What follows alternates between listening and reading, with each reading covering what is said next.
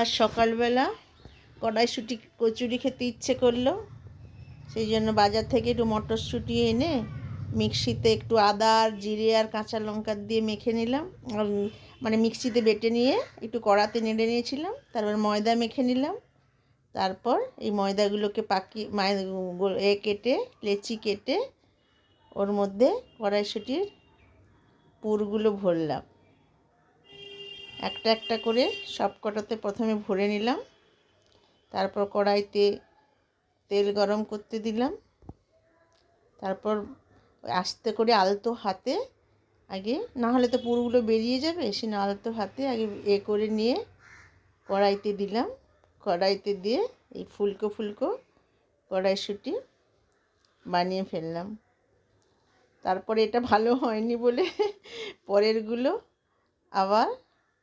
তারপরেরগুলো ফুলছিল, আবার দিয়ে দেখলাম যে সুন্দর একদম কড়াইশুঁটির কচুরি বাড়িতেই তৈরি করে ফেললাম। খেতে খুব খাস্তা হয়েছিল, মজবুতও হয়েছিল। দেখুন দারুণ ফুলেছে এই কচুরিটা।